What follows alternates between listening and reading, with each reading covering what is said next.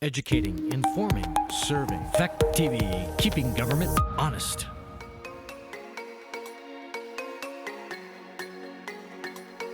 You are watching a Fact TV presentation of the WNESU School Board meeting. We're ready to start. Okay, it's 6:02. I'd like to call the meeting to order. This is a meeting of the Wyndham Northeast Supervisory Union. It's a special meeting this evening with some, not our normal business, but some special topics. With that, since we do have Fact TV, I would like the directors to introduce themselves just for the public as we go around the table. Thank you, Cheryl. I'm Jason Terry. I represent Rockingham on Bells Falls Union High School Board. Thank you. Lynn Morgan, I represent Athens Grafton. Priscilla Lambert, I'm clerk of this board and I represent Rockingham on this board. Jim McCullough, I represent Rockingham on the WNESU board. Chris Kibbe, I represent Rockingham and the treasurer of the WNESU and also the assistant chair. Mike Stack, I'm on the Rockingham. I represent Rockingham and on the Bells Falls High School board. Rockingham well represented tonight. I'm Cheryl Charles. I chair the Westminster Board and I'm chair of the Wyndham Northeast Supervisory Union Board. And Hardy Merrill. Yes, thank you. Hardy, please make a quick introduction. Hardy Merrill, Athens Grafton. Thank you, Hardy, for being here. And not on the SU board, but I'd love to have Jamie introduce herself. Okay. Hi, yeah, I'm Jamie Starrow. I'm on the Bells Falls Union High School Board representing Westminster. Okay, and I see another board member in the audience, not on the SU board, but go ahead. Oh, I'm David Clark. I represent Westminster on the Union High School Board. And I presume that's the question you asked, Cheryl, because we can't hear you out here in the cheap seats. Thank you. All right, we'll do our best. Let me ask now for any adjustments to the agenda. I actually have one, and that is to move all of 6, the new business, up to in advance of old business. I'd like to have the appointment and resignations be first, followed by a review of a policy document, and then the discussion on review of bylaws and such. And then we'll have the old business follow the new business at this time. And this was actually a request in consideration of some of the staff needing to be available to do some other things. So with that, if there's no objection, we'll proceed then. But the next item is to call for communications and public comment. Let's see if there are here for communication, public comment. And if the chair is ready, I will proceed. Sure. First off, I want to acknowledge that the interest of openness and transparency, that a document called Guidelines for Board Meetings and Communications Consistent with Vermont Open Meeting Law was not distributed to non-voting members of member school districts within the WNESU. And I will also point out that I pointed this oversight out to both the chair and the superintendent this morning, but have received no response, at least as the time I left Westminster West around 5:30. Okay, and I will just add as a corollary to that, at the bottom of the page, it says developed with assistance and review by WNESU Council. See a guide to open meetings revised January 2019. Regrettably, that live link is not live because I did go and check it. That's actually my second item. My third item is to point out an error in the language under email and or phone calls to board members, SU and or school staff, which states if correspondence other than scheduling or materials for an upcoming meeting is sent to a board of any school board, it is a violation of open meeting law. Such correspondence may be considered cumulative. Well, that is both factually and under the open meeting law incorrect. because there is no prohibition under the law for copy all. The prohibition is for respond all. So I hope that you will revisit that point with counsel, because perhaps you misunderstood his advice on it. Fourth, I look at once again the same document, director's comments at school board meetings. An elected member of a specific school board may make a closing comment at each meeting of the board on which he or she serves. Such comments are not to include new topics or information not on the warrant agenda for the meeting in order to be consistent with open meeting law. Well, I put that in the bunch of rubbish category, because when you take adjustments to the agenda, those adjustments not infrequently involve items which are not warned on the agenda, which oftentimes lead to action. So to suppose that a board member asking for an agenda item under director's comments for a future agenda contravenes open meeting law is once again, I believe, an unfortunate oversight. And finally, because I look around the table and realize nobody's been around here long enough to remember this, but some years ago, advice from counsel was sought after a non-voting member of a member district got kicked out of a supervisory union executive session. And what counsel said, and I will be happy to produce in writing, because I kept it, simply stated that all board members must have access to executive session discussion in order to provide informed counsel to their voting members. I think that's something that you need to be cognizant of. Those are my comments. Hopefully I got them in under 3 minutes, and thank you for your time. Thank you.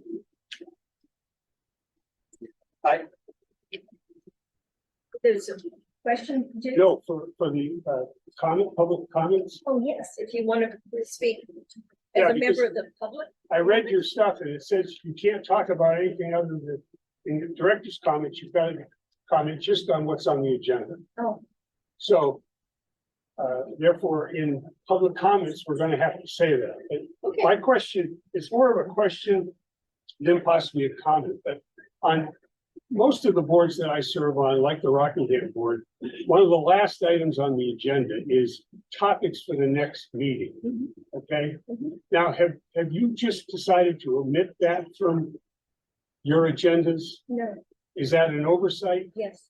So in other words, there should be an amendment to this. Yeah. Maybe item 8 or 7A. It would be topics for the next meeting. 8A, sure. Maybe. Wherever you want to put it. Just I'm not sure of the protocol on that, but we would normally do that under adjustments to the agenda, but we've done it in public comment. It makes sense to me. You know, I think with no objection from anybody, we'll certainly add it, James. That's fine. well, I don't think topics for the next meeting should be at the public comments. stage. No, not at it all. should I'm be at the saying end. just tonight. But in other words, if you put it at the end of this agenda, Uh-huh. then that'll cover it. That's what we just said. Yeah. I didn't hear it. Sorry, no, it's not easy to hear. Thank you. Thank you. All right, with that, and I certainly acknowledge Mr. Clark's comments. I think we'll have a chance to address those when we go through bylaws and guidelines tonight as a part of the agenda. So that is helpful. Thank you. Our next official topic for consideration is new business for discussion and action. And the first item is appointment. We did, when we finished, there was someone on there. I beg your There pardon. was no one on there, the communication. Okay. Oh, I'm not sure. Is there anyone, I'm sorry, is there anyone from the public joining us by Zoom who wanted to make a comment this evening? Okay, I thought, I'm sorry. No problem at all. All right, now, new business. The first topic is an appointment or a resignation. Yeah, so I'd like to, Stacy Alexander, our Director of Student Services, had to go home and take care of a family matter, so she couldn't join us, in person, but I'm just gonna ask her to speak to, this appointment. Okay, thank you. Does that, it says exec session, do we need that in exec session? Is there any need, Stacy, to go into executive session for this Um, discussion? There is for one of them. I think one of them I can do in the open and the other one we would probably need to. Do you want to take the first one first? Yeah, let's do the first one and then we can. Sure. So last night at the Rockingham board, Jen Henderson, who is a special education teacher at the middle school, applied for the 8th grade math position, was accepted for that. And so Henry and I went to the Rockingham board to ask permission for him to move from his current special ed position to the 8th grade math position, and the board agreed, pending that his replacement is hired. I received news today that his replacement will be here on Monday, which is fantastic. And I am asking the SU board to release Jim from his SU contract so that he can take a contract or accept a contract from Rockingham. Cheryl, I would make a motion that we release Jim Henderson from his SU contract at this time. Okay, there is a motion on the floor from Priscilla Lambert that Jim Henderson, thank you, be released from his current SU contract. And so we don't need a second. Is there any discussion, please? All right, then I'll ask voting members to vote, and I'll start with you, Hardy. Mr. Merrill. Yes. Thank you. Jason? Yes. Yes. Okay. Yes. Yes. And I mean, yes, thank you. It just kind of went around. All right. So that's a unanimous approval by the voting board members. Thank you very much. Very much. Thank you.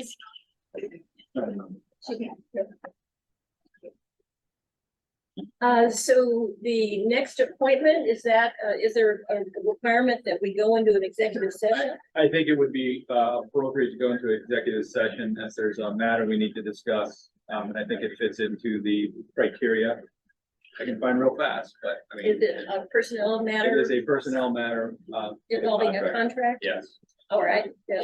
Cheryl, I would make a motion that we enter into executive session to discuss a personnel matter where premature knowledge could be detrimental to the employee or the board. Thank you. That's perfect. There is a motion. And invite the administration. Thank you.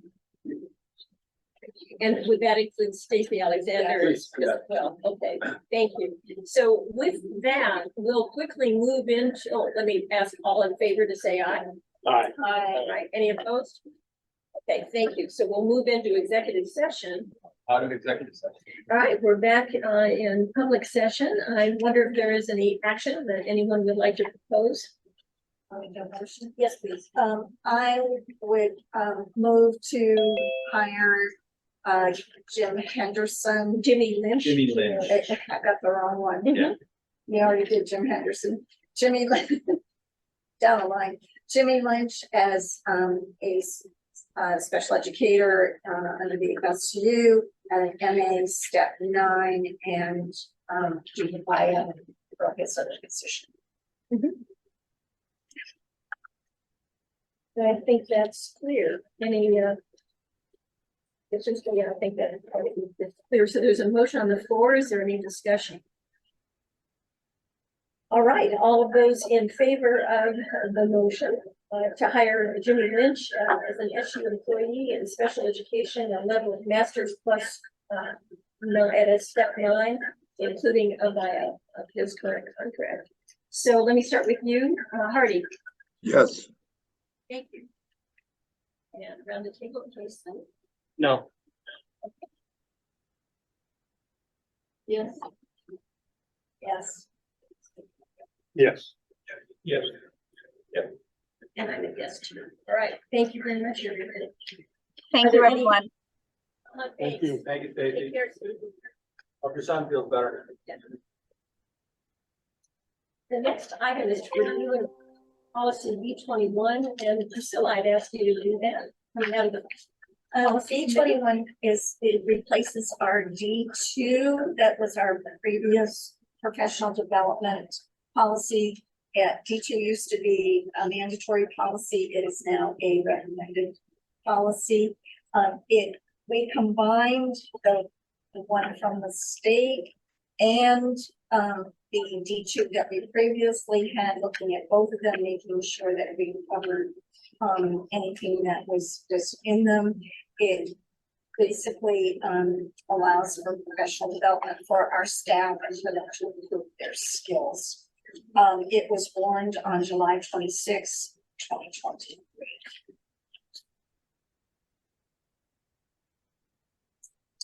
you want to make a motion?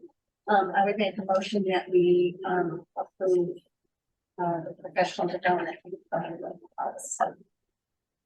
Any discussion? Any comments or questions from anyone?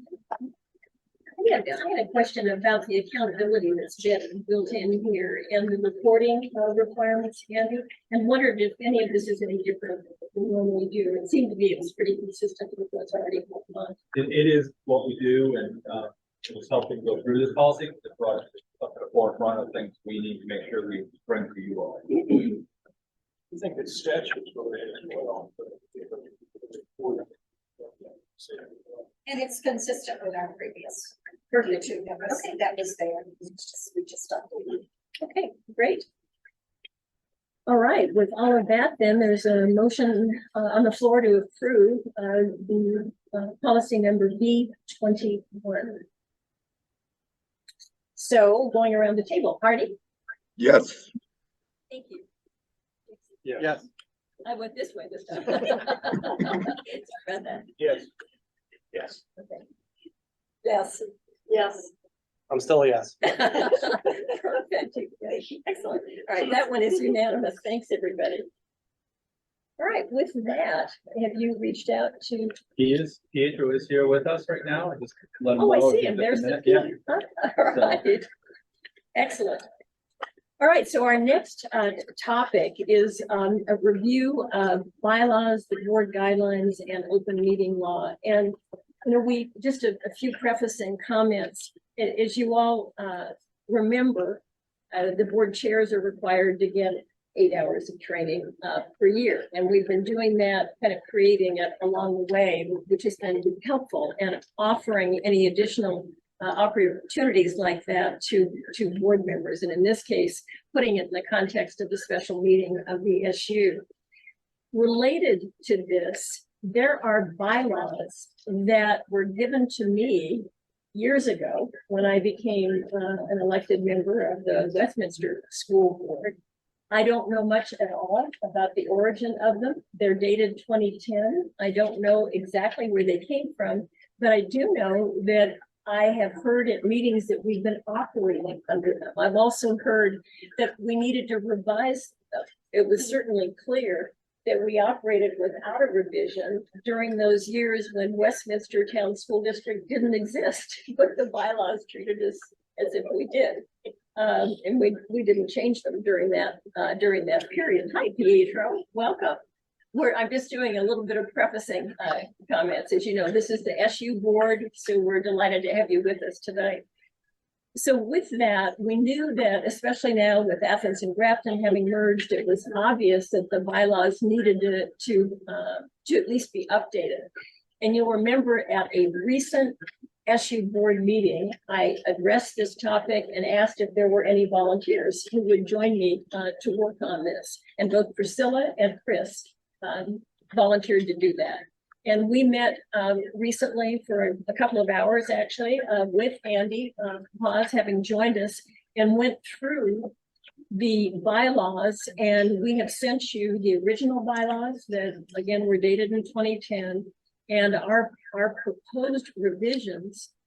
This is, according to the bylaws, it's actually each of the school districts that vote to approve them. It's not the supervisory union board, although I'd be happy to get an opinion from council about that also. But as written, it's up to each of the school boards to review them and vote on them. It's not for us to do that tonight, although I think it would be helpful if we walked through them and Chris and Priscilla and I could, and Andy could point out to you what changes are there. We've also, for a number of years, had a guidebook for board members, especially new ones, say, gosh, I need some background. I need to know kind of what are the rules of the road here.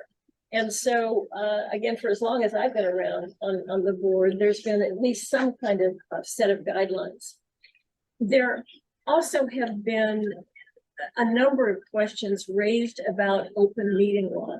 And so it's with all of that as background that we thought it would be useful to have council come and talk with us tonight about some of these things that some of us find confusing at times. And it's all in the spirit of helping us make sure we're consistent with the law and doing things properly. And not just for boards, as the board chairs, I should say, but as board members, because it takes all of us working together to help us each perform our responsibilities responsibly. So with that, Pietro, I don't know where you want to begin. I don't know whether you and Andy had a chance to discuss any of this, but I think if you could just give us some background on open meeting law and, you know, just the kind of general guidelines, and I'm sure there'll be questions from board members tonight, but if you could kind of lay the groundwork for us about what that means and how it fits, especially from a board member perspective. And then I've got a couple of other topics, and I'm sure others do as well.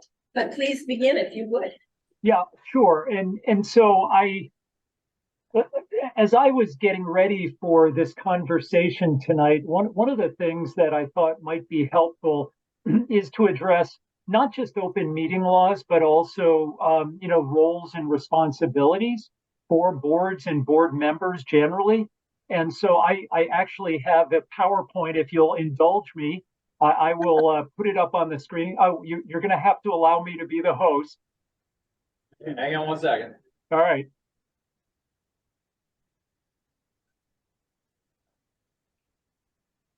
A little technology challenge, Pedro. We'll get it.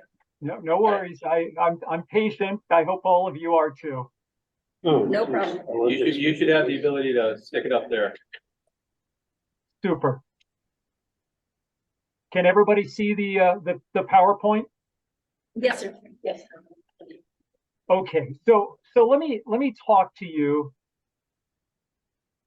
about the starting point in understanding how boards fit into the interrelationship between boards on the one hand, administration on the other, what roles and responsibilities look at. I always try to think about it from a statutory perspective. And so the question then becomes, what do the statutes contemplate are the roles for the voters and the board and the administration, the superintendent? What are they supposed to do under the statutes, and how do those relate to one another? And I always think that is a really good starting point for us to think about what are the appropriate roles for board members and superintendent. And I guess the starting place is really, the electorate, the voters who put you into office. There are specific authorizations within the statute, which is 16 VSA section 562, that identifies what issues can be decided by the voters. And by virtue of what is not listed there, everything else belongs to either the superintendent or the school board. And you can see this is a very short list of things. Moderators, they elect a clerk. They may authorize the board to retain accountants, vote on salaries, travel expenses, finances, right? They vote on the budget, authorize debt. But the most important thing they do is they elect school board members. And the authority that resides in the school board is really significant. And we'll talk about what that is in a minute. But, years ago, I represented the city or the school district in South Burlington, And one of the critical issues was how much authority do voters have? In that instance, I was dealing with the question of the school mascot. The board had voted to change the mascot from the Rebels to the Wolves. And there were a large number of community members who signed a petition, and they were asking the board to put the issue on the ballot for the voters in the district to decide. And the Supreme Court ultimately dealt with the issue, and what they decided was that unless the powers of the electorate are as enumerated in 562, that is, the electorate can decide these things are in 562, but otherwise they do not, the voters in your communities, have the authority to make any other decisions for the district. So what about the superintendent, right? By process of elimination, we're working our way up to the board, but here's the authority of your superintendent under section 242. Essentially, the superintendent is the chief executive of the district.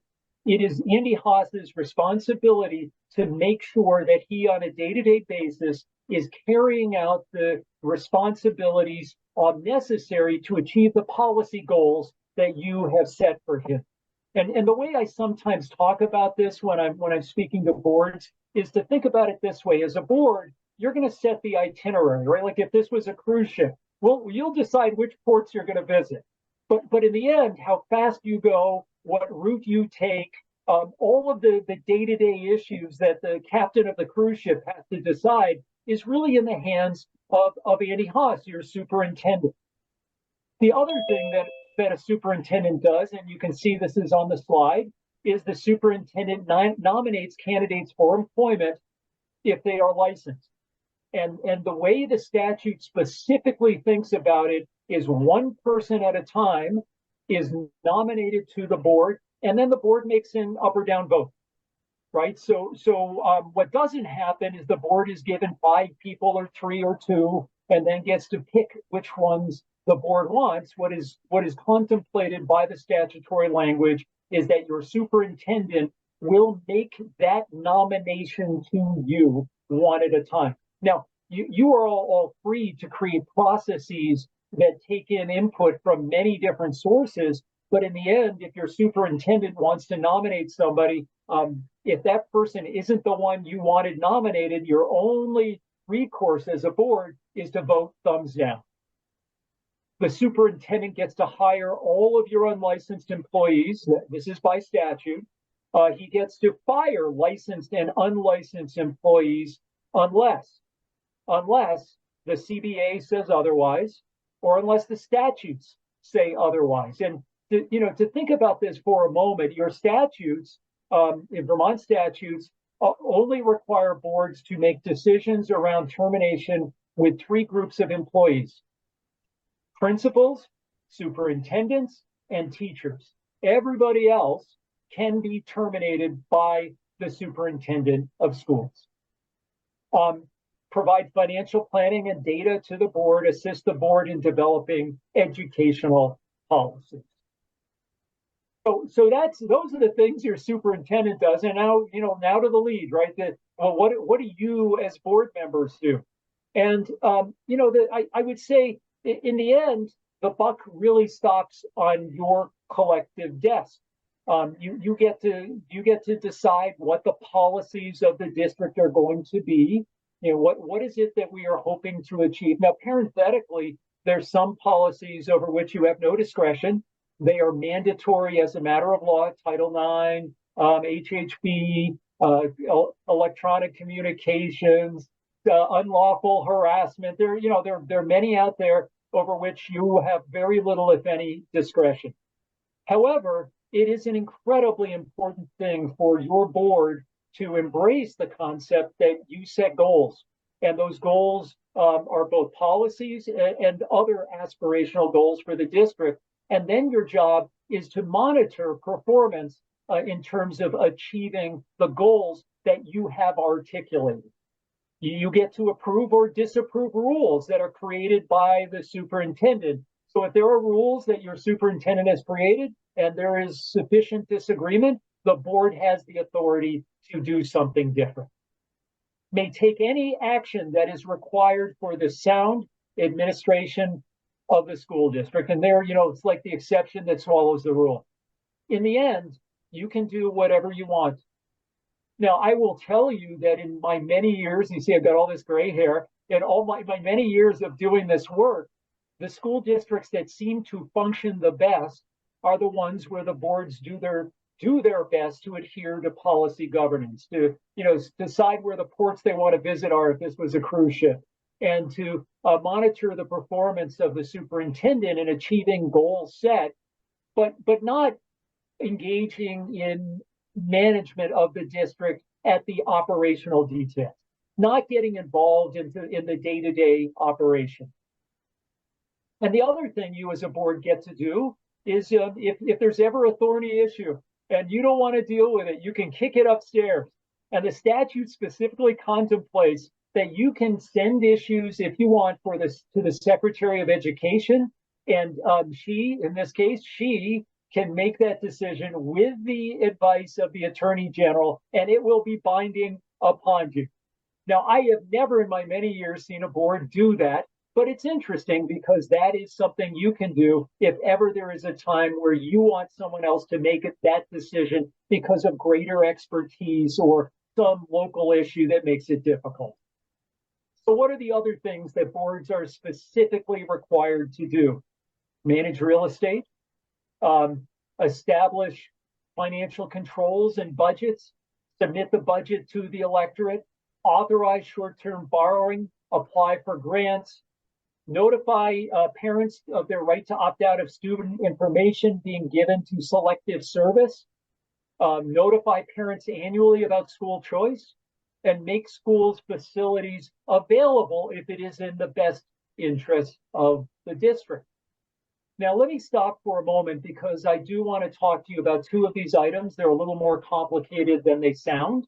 When it comes to managing real estate, there are limitations on what you as a board can do. The statutes require a vote of the electorate if it is a lease that is in excess of 3 years, or if it is the sale of school property. So you as a board do not have the right to make those decisions outside of electorate approval.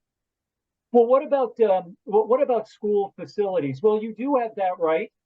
But let me say to you this: we are increasingly encountering circumstances where we have to be very thoughtful about how and to whom we make our facilities available. We are seeing more and more organizations with which boards strongly disagree, who are able to require that they be given access to school facilities, because once we make our facilities available to some, we have to make it available to all. And the political positions or the speech associated with certain organizations, that can never be the basis for barring somebody from having access to our facilities. And so I'm not advocating for anything in particular, but I'll give you an example. Recently in Virgins, an organization that was characterized as being transphobic asked for access to the school and an ability to meet and have a speaker there. The speaker was somebody who was nationally recognized as being transphobic. The board was very concerned about it, but had no choice because this group complied with the public use policy, and the only way to decline access to the school would be to do it on the basis of their speech, which would have been a constitutional violation. So what I would say to you is that this is a significant issue for you to think about as you go forward and you think about the policies of the district. So let's skip over that. Hiring and firing, right? We talked a little bit about the authority of the board. The board terminates teachers. The board terminates principals. The board terminates superintendents. And what is important is this. When you engage in this power of yours or responsibility to terminate, it typically comes in the context of what we call a quasi-judicial proceeding. A quasi-judicial proceeding is one where there is an adjudication of rights between parties, where you act as a judge and jury. It's like, the slide says, it's a mini trial. There are lawyers, there's a stenographer. When you're done, there has to be cross-examination. When you're done, you issue a written decision. And one of the requirements of due process, which is what you provide in the context of a quasi-judicial proceeding, is fairness.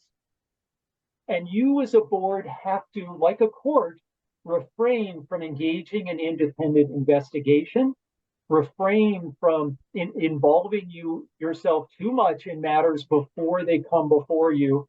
And it creates an incredibly difficult circumstance, right? People will want to bring you their complaints about personnel or other matters in the district. But the challenge is this: if you become too enmeshed, too involved in those issues before they come to the board, there is a risk that you will be disqualified and unable to serve in your quasi-judicial capacity. Now, the good news is I've litigated this issue in front of the Supreme Court, and the Supreme Court, when it comes to school boards, understands that, there are certain limitations in how far you can withdraw yourself from the process.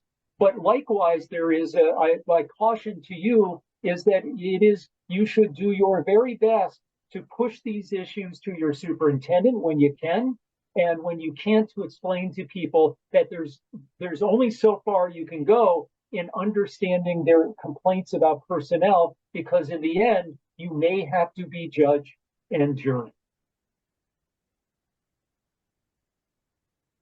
The other areas where we will see quasi-judicial proceedings for you as a board will be in things like residency hearings, right? Making a determination as to whether one or another parent are domiciled in your district. And those are done actually in open session. The board serves as judge and jury. People present information. It isn't a conversation. I mean, we sometimes get confused. We think it's a conversation. It's an informal process, but it isn't. It is an adversarial proceeding with all the due process rights attended. Now, how do we know that these residency hearings get to be in open session or must be in open session? We know it because the statute allows any member of your community to appeal your decision to the agency of education when it comes to residency. The understanding or the clear import of what is in the statute is that this is a financial decision of the district, and any taxpayer in your district ought to have the ability to appeal that decision to the agency because it, at least in some small measure, impacts them. Expulsion hearings, right? And, this is not something we do all the time, but my experience with boards is when you do them, what you like them to be is very informal, a conversation. We sit with the parents and with the administration and we talk it out. No, you as a board have a responsibility to make sure the process is one that is formal, that where there are presentations by both sides and cross-examination and witnesses and objections as to the nature of the evidence. I'm sorry if this is freaking anybody out, but that is exactly what is required, and your decision can be challenged in court if you don't do those things. So let's move on. So what does this all mean for you as a board? Like, what is your role? And what I would say to you is this: when I think about the sort of high level stuff that boards are doing, so you have the ultimate responsibility for making sure the district is moving in the right direction. You have to set expectations for students. What are our kids going to learn? What does success look like in terms of student learning in our district? You have to create conditions that support those expectations. And then this, I think, is incredibly important. I often tell boards, I think the most important thing you do as a board is holding your superintendent accountable. That is, recognizing good performance and identifying performance that is not meeting your expectation. And what I would say to you is that that's incredibly difficult because most of you, except for my friend Chris Gibby, come to this not from the education community, but you come to this as people from the general community, business community, or having done other things. And how do we decide what we're going to do to evaluate the performance of our superintendent? What I would say to you is this. It is incredibly important, and there needs to be a process that's fair. And that process should include developing metrics to the extent you can, articulating in advance what the expectations are, developing it through a process, and we can talk about that later, but making sure that when you create the instrument that will measure performance, that it fits the goals that you set, that they are realistic, and that they have been developed collaboratively with your superintendent so that they are the kinds of things that really make sense given what you as a district are looking to do. And that's really hard. And then the question becomes, how do we decide whether the superintendent is doing the things that we have set out for him? And the answer is through our own observations at board meetings, through conversations with people who work with our superintendent, through performance of our students, through conversations with parents and family. All of those things can be taken into consideration. What I would say to you is this, though, what I always worry about is when we engage in performance evaluations that are based on how we feel in the moment. Like we haven't really set forth what good performance looks like. We haven't identified and described the goals for our superintendent. And, we go one day, we're having a meeting and we go, well, I feel pretty good about Andy. Or, oh, I don't think Andy is doing very well, and here's why. And it's based on anecdote, and it is not something that has had a process. What I always tell clients, and like I talk a lot, you all get this, right? What I always tell clients is this, if the process has integrity, the results will be unassailable. And so I urge you all, when it comes to that, to holding your administration accountable, please develop a process that has integrity. And community engagement. I work with boards all over the state. And what I know is this, you get confused. You sometimes think if 10 people show up at a meeting, it's an avalanche, that the community is up in arms. And what I would say to you is maybe it's just 10 people who care about an issue. And what I would always encourage boards to do is to do their best to encourage community participation, community attendance, all of the things that make board meetings better. And how do you do that? I don't know. I think it depends on your community. But the concept of people only showing up when they're mad, I think that is probably not the best way to take the temperature of your community and understand what good schools look like from their perspective. And we talked a little bit about managing the administration. Let me talk to you about conflicts of interest, because this is one of those issues as a board. We're talking about roles and responsibilities. Let me talk to you a little bit about conflicts of interest, what they are and what they are not.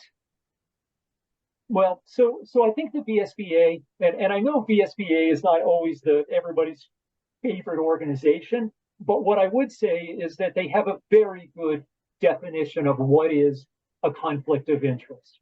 And what they say is that there is a distinction between a member's private interests, the things that benefit them on a very personal level, like finances, as distinguished from the interests of the member as a member of the public.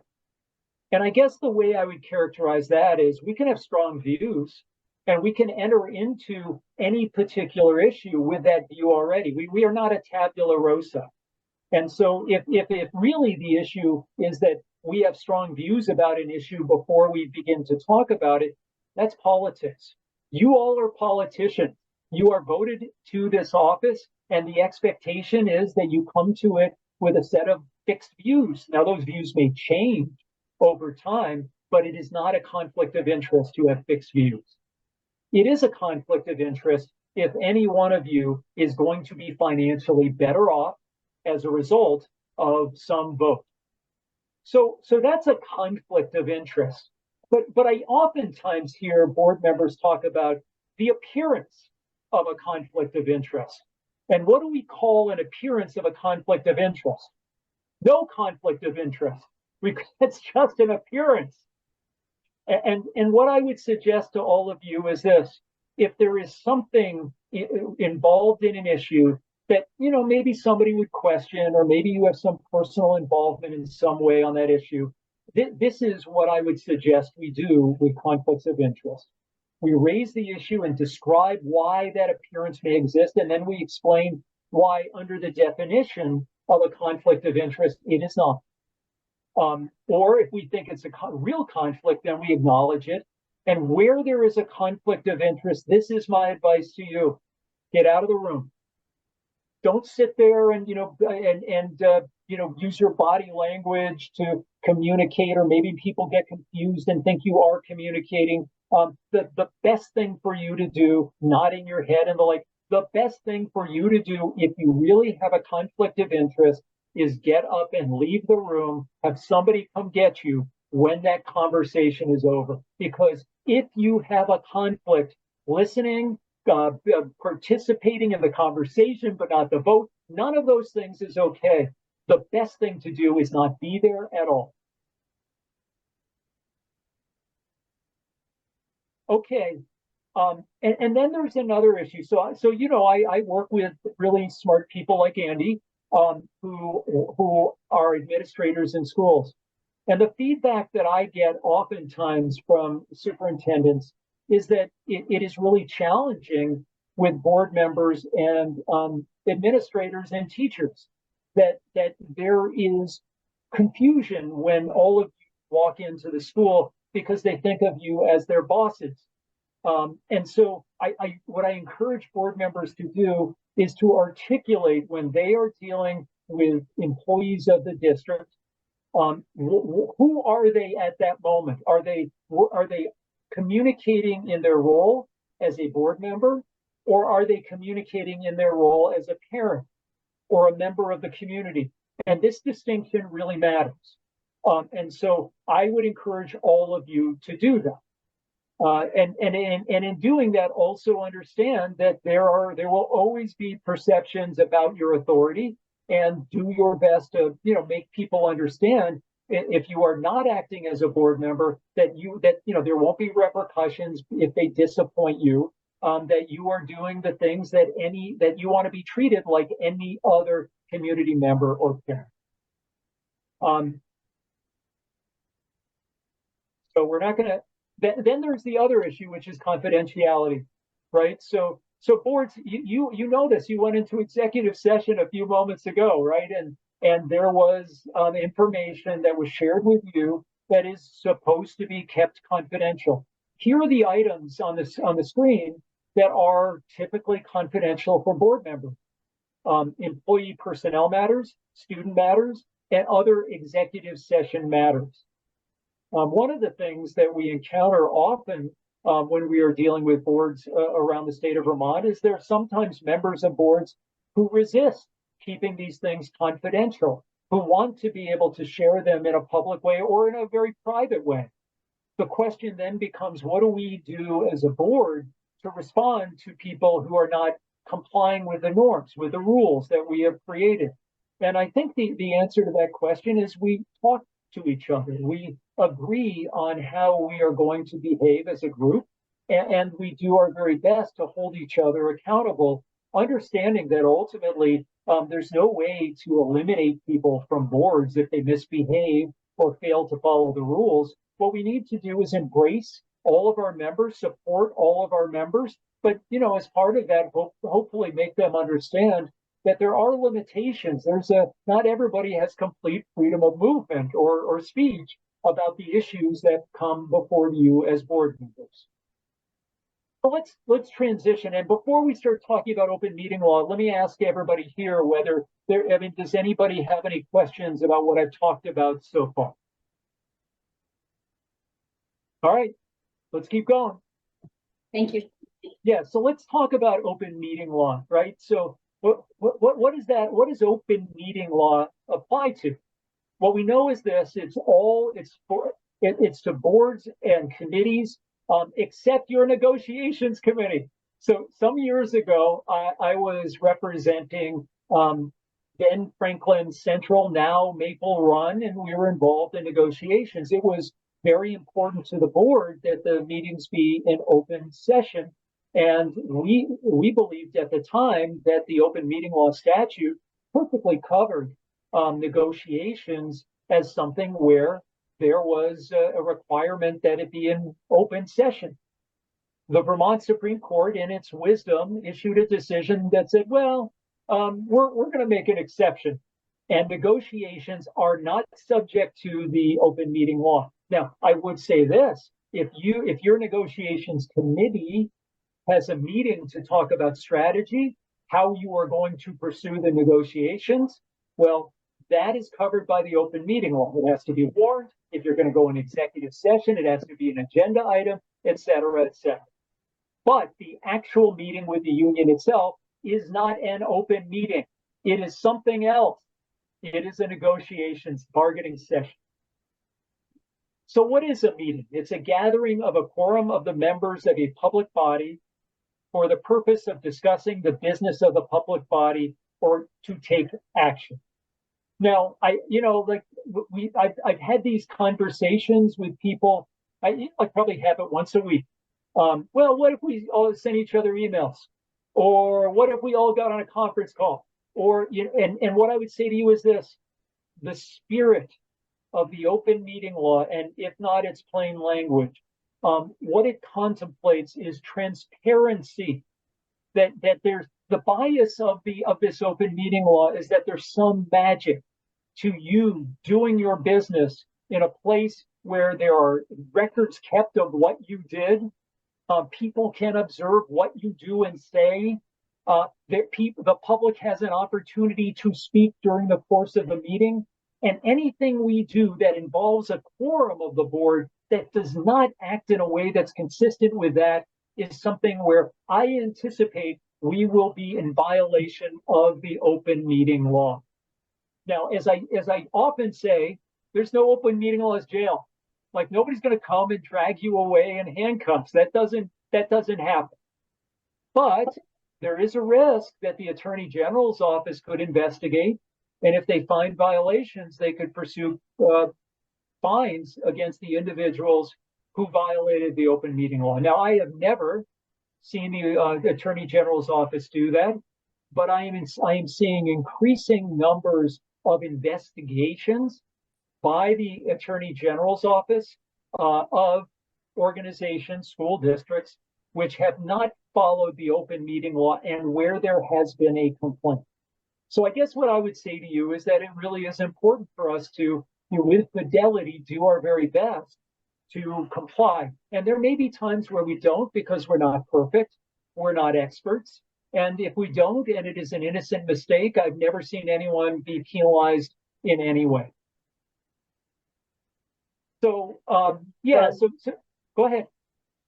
Yeah, go ahead, Chris. So let's just ask the question. So let's say a board member sends out a email with a tremendous amount of information about his or her opinion about a particular matter to everybody on the board. Is it a violation? Is it just not recommended? It's a violation, right? If we're talking about board matters and we're doing it with a majority or with a quorum of the board, that's a violation. And we can't do it. And we can't do reply all. And we can't blind copy people, right? What we need to do is we need to say that, put it on the agenda, bring it to a meeting, talk about it in a way where the public can watch you, because that's what the open meeting laws contemplate. So what, let's say there is somebody that's doing that continually in the district as a board member. Do we make a complaint to the state about that? I mean, if they refuse to change their evil ways? There's no should from my perspective. I don't want you to run into trouble with the state. I don't want any board member to, be singled out in a bad way. What I would say is, we're doing this training.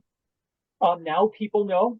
And so, to the extent possible, we should have a conversation amongst ourselves about, what are we going to do and how important is it to us to comply with the letter of and the spirit of the law. And so I hope that people will comply. And if they don't, then, you need to do the things you're all politicians. You get to choose what you want to do.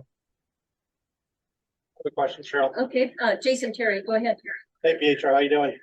Hey, Jason, how are you? Good. So back to what Mr. Kibbe said.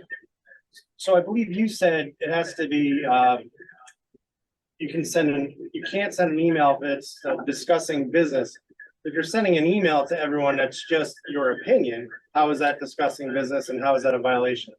Yeah, so no, it's a great question. So Jason, if we are sending an email that is communicating the kinds of issues that deal with the business of the district, the business of the board, right? Like, this is my opinion on Common Core curriculum, right? I mean, that's not what it is, but something that the board could make a decision about or talk about, then we got to do it in public if we're communicating to a quorum.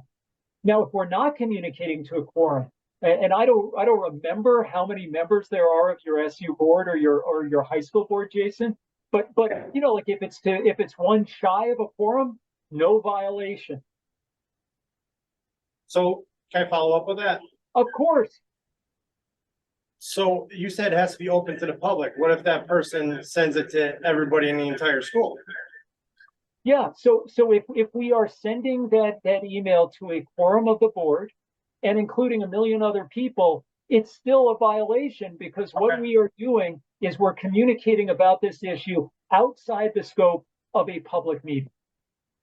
And I have one last question if I can, Cheryl. Pietro, can you explain to me how the other side works? Like you explained to me last week, the NEA and teachers and how their emails work? Yeah, so we are all subject, we as in the district and you as board members are subject to the Public Records Act. And that means almost everything that you send to each other is a matter of public record and can be requested and must be produced by members of the public. That is not true about Vermont NEA and their members. As long as they are not on your system, right? Like if they are on your email system, then it's all fair game, right? Your IT system. But their emails are not subject to the Public Records Act. They are not a public agency. Thank you. Yep. So Mike has a question, just a moment. Yeah, I just want to follow up on Chris's example.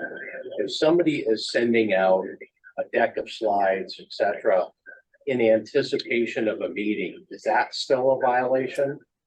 The reason I ask this is many times we come to meetings and people don't have the information that they need to evaluate a situation, and a lot of people ask for information in anticipation of a meeting. Is that a violation? So it is a genius question because it is on this slide. It is the right question to ask. And these are the things that are by statute, not a meeting. The emails or communications around scheduling a meeting, that is not a meeting. Organizing an agenda, not a meeting. And then distributing materials to discuss at a meeting, your question, not a meeting. And let me talk to you about the distinction, right? Like if Chris, who I can see on the screen, and I are on the board, and he sends this out to me and everybody else on the board, something that says, oh, I got the materials from Jason and he wants to talk about this issue at the meeting and he sent this and this is what I think of it and I think we should all vote no. That is a violation of the open meeting law because it goes beyond, here are these things for you to look at in preparation for our meeting. So totally okay to say, here it is. And of course, then we get into questions about like what, are the materials really just a secret way of communicating the same thing? I mean, if it is, then we probably shouldn't do it. But what it really is, here are the budgetary materials. Please review them in advance. We will talk about them at the meeting. Not a problem. But it's unusual, would be unusual for board members to be sending out materials for meeting. I mean, that's more the function of superintendent or principal. Well, so board chairs might, Right. Yeah, so, or the superintendent might do it. That's fine. Committee But chair. you're right, Chris, it is, but I guess what I'm saying to you is that there is a safe harbor so that people can be prepared at a meeting to discuss things in a way without violating the open meeting law. And these are, these items that I have on the screen are the things that that are okay, that are never a meeting. And here are the other things that aren't a meeting, right? Social gatherings, right? If you all show up at Jason's house for a holiday party, that's not that's not going to be a violation of the open meeting law. You're not invited. Conventions, trainings, press conferences, those are all things that are never going to be meetings. So what we are doing right now, not a meeting. We're having it in a meeting, but we don't have to. We could do this without warning it or having the public present. Yes, Jason. So if that person that Chris was talking about, which isn't me, was very wordy and crafted their words carefully, they could word it, hey, at the next meeting on the agenda, I suggest this, and then also get that person's opinion out. And it still would not be a meeting if they worded it crafty, correct? No. Like being clever never gets you around the open meeting laws. Right? Like you and I, you did just the way you posed that hypothetical, right? The minute you said, and then talk about his opinion, no, you can't do that. You cannot talk about your opinion. No opinions. No opinion. Keep your opinions for the meetings. I was going to say to yourself, but not to yourself. Wait till you get to the meeting and give all your opinion. Andrew, I have another question on kind of the same subject. So, what about the board is sitting, they're in their, they're functioning as a board at a warned meeting, and board members are receiving texts from people, the public. They're sending texts to other board members. Is that okay? Totally not okay. And like I have a hypothetical that I sometimes talk about from, and most all my hypotheticals come from real life situations. But there were some districts during COVID who would allow the chat function during Zoom meetings, and the question was, is that okay? And the answer is no. We don't let people shout out things during the middle of a meeting, right? Like this is Robert's Rules of Order. And we are going to let people talk at the right places. And guess what? Sending text messages during the course of a meeting from one board member to another is a way to make secret your position on whatever issue is in front of you.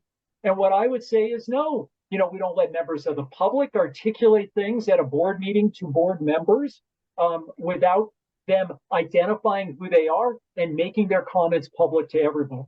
Now, outside the meeting, if board members want to text each other about things, that's fine, as long as it's not a quorum. The public can text you all the time, except at the meeting, and that's fine. But the way Chris, the way I would think about the meeting and the way it ought to be run is we have Robert's Rules of Order. We have an agenda. We follow these things slavishly, not because we are inflexible human beings, because that is what the law requires. So what about this, right? I think this goes to the question, which is, we send an email to all board members and it looks like this. The principal's awful and should be fired. Here are the reasons why. He smells bad and kids hate him. I saw him drinking on the job. Let's discuss that at the meeting, okay? And the answer is no, it can't be that. It has to be, we need to talk about the principal's job performance at the meeting. I'm going to put it on the agenda. Thank you. And nobody replies, right? Nobody says, I had similar worries. Let's discuss at the meeting. But the bottom one is fine. I think this is a frame job from one member to another. Let's fight it. That is okay because it doesn't constitute a quorum of the board. And look, I think we can all agree that it feels weird for board members to communicate in advance of the meeting about how they are going to proceed. But as long as it's not a quorum, then they can do it and it's not a violation of the open meeting laws. So this is one of the things that that I continually preach. And Cheryl and I, like full disclosure, had a conversation about this not too long ago. And again, I am very committed to the concept of transparency, that the public has a right to know what you all are up to and the right to show up when you are talking about things that might matter to them. And so if that is what we're going to do, then we must have these things called agendas, which are available in advance of the meeting. And the agenda, I would suggest to you, has to address with specificity what is going to be discussed or decided by the board. And you should not talk about anything that is not on your agenda. Why? Because how can I, as a member of the public, a member of your community, decide what matters to me so I can show up if you do it on the fly?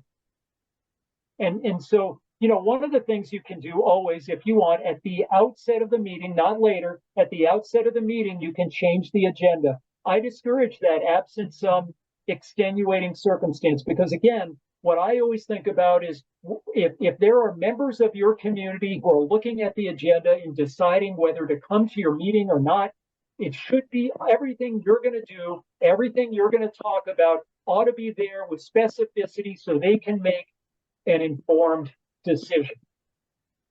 Right? And so, that creates a really a difficult circumstance, because people from time to time say, but wait, what about this? It just occurred to me. I want to talk about this thing. Or how about the agenda item, new business? I heard that tonight. What does that mean? Well, new business means let's just talk about things we want to talk about that we haven't put on the agenda. And I haven't seen a litigated case, but if you were asking me, is that best practice? If you're asking me, is it fair to your community for you to just be able to bring up things that you haven't warned, that aren't on the agenda? It's not in the preview of coming attractions, then it's probably not fair. And of course, it requires incredible discipline on the board to be able to say to people, no, if this is an important issue, let's get it on the agenda so that people can see it in advance, and we'll talk about it soon. That's hard. And so the other thing that we need to think about is who gets to say what. Now, remember, Robert's Rules of Order applies.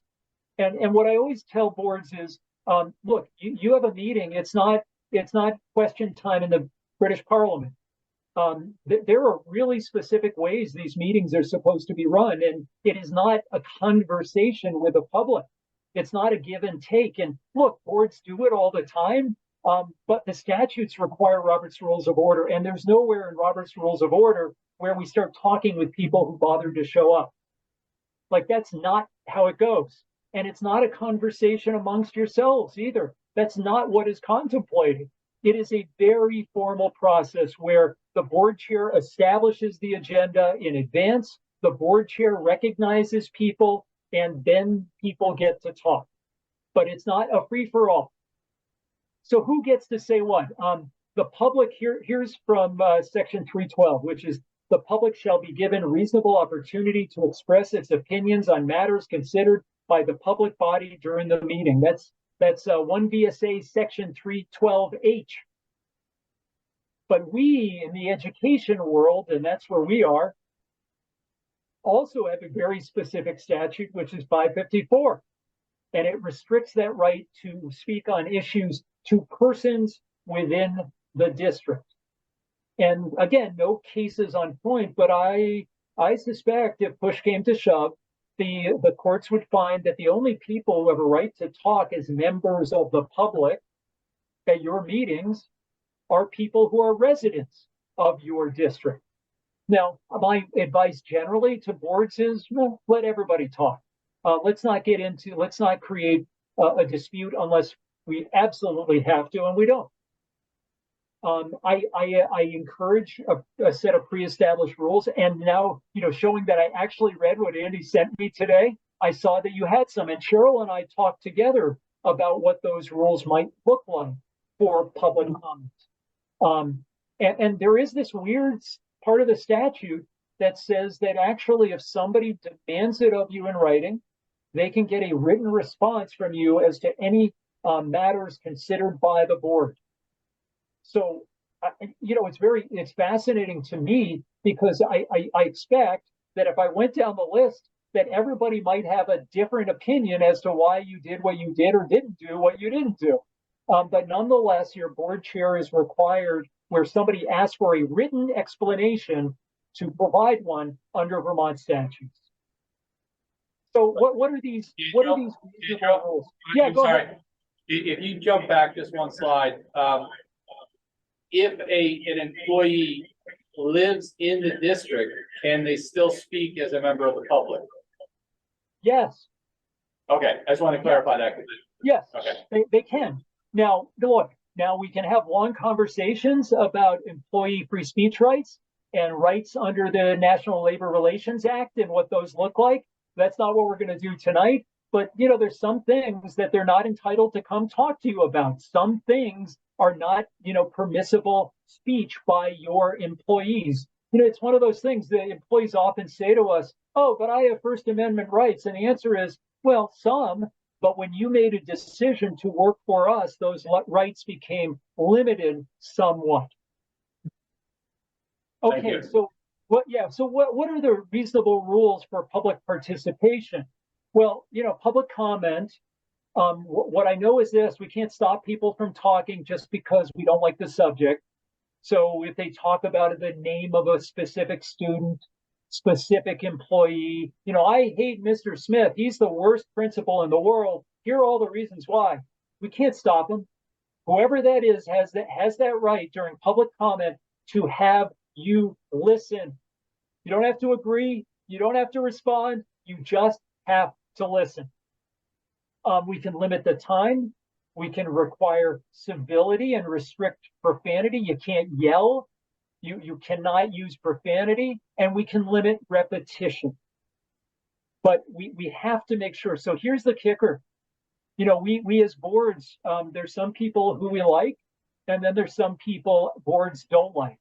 And my experience with boards is we're very good at enforcing the rules against the people we don't like, and we're not quite as good when it comes to people we like. And what I would say to you is the minute we make that mistake, we create financial exposures for the district that we shouldn't have.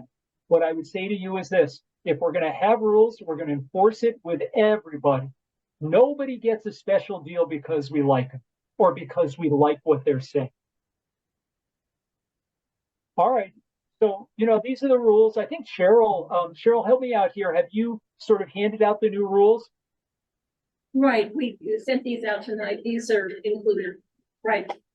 Okay. So these are the things that, and I always look, my experience is that if we tell people in advance what the rules are, it's a lot easier to follow them. There's going to be a lot more pushback if during the course of whatever it is they're doing, we start saying, oh, by the way, you only got 3 minutes and you're like 2 minutes and 38 seconds in. What I would suggest is that we tell people in advance, this is what we do for public comment. And generally speaking, people comply and there's not a lot of pushback. The amount of time that we give people to speak during public comment is reasonable, and that can expand or contract given the number of people who want to speak and your desire to hear from people for a longer period of time. I would say that in my experience, most normal people who are not lawyers can express themselves in 3 minutes, right? They can tell you in 3 minutes what they think you ought to know. So we talked about agenda, right? And all I would confirm again is that, for example, for the SU board, my friend Cheryl, she has the authority to create this agenda. She can seek input from you if she wants to. But in the end, if Cheryl doesn't want to take your input, she and she alone gets to decide what's on the agenda until the beginning of the meeting. And what I encourage is an agenda item where you have something that is agenda modifications. at the beginning of the meeting, and then and only then can you make changes to the agenda.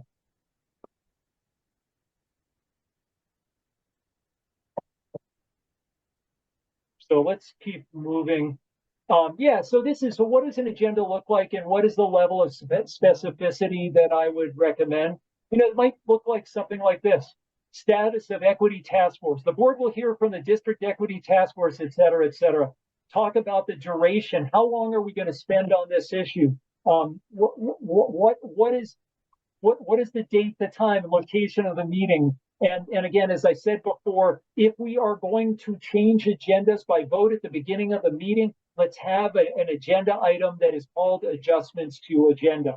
And again, my bias, and maybe the law, probably the law, having something called new business, which is just a sort of a Trojan horse for slipping in anything we want to talk about.